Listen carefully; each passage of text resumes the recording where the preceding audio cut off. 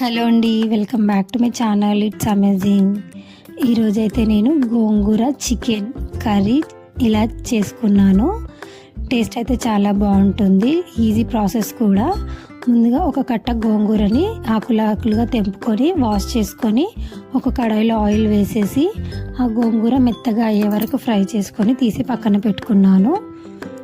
తర్వాత వేరే కడాయిలో ఆయిల్ వేసేసి అందులోకి గరం మసాలా, ఆనియన్స్ అండ్ సన్నగా కట్ చేసుకున్న పచ్చిమిర్చి వేసుకొని ఆనియన్స్ కొంచెం బ్రౌన్ అయ్యే వరకు వేయించుకున్నాను.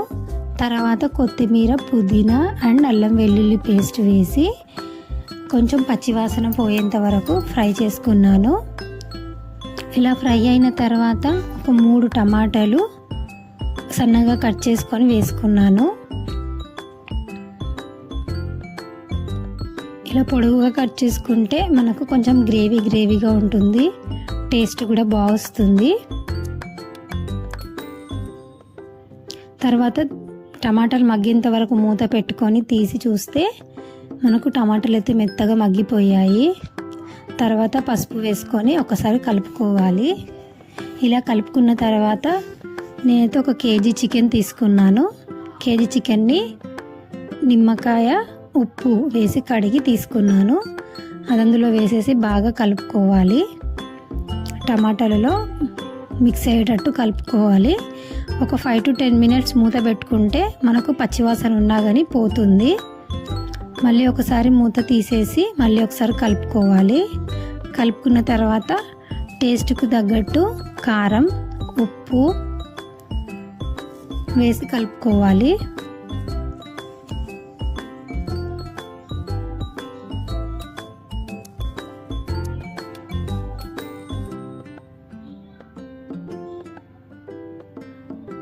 అసలు నేనైతే వాటరే పోయలేదు అందులోనే గ్రేవీ అనేది వచ్చింది. ఇలా కలుపుకున్న తర్వాత ఒక 5 to 10 minutes మీరు అలా ఉడికిస్తే మీకు కారం, ఉప్పు అనేది మంచిగా పడుతుంది ముక్కలకి.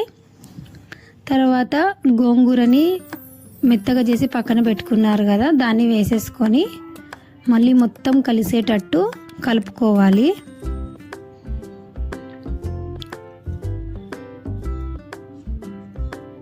మళ్ళీ ఒక 5 to 10 minutes మళ్ళీ ఒక సిమ్లో పెట్టి మూత పెట్టుకుంటే మనకు కర్రీ రెడీ అయిపోతుంది. చూడండి ఎంత బాగా అయిందో.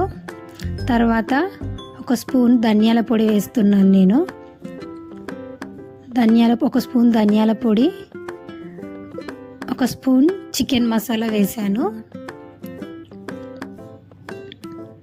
చికెన్ మసాలా వేసి మళ్ళీ ఒక్కసారి కలుపుకుంటే మనకు కర్రీ అనేది రెడీ అయిపోతుంది.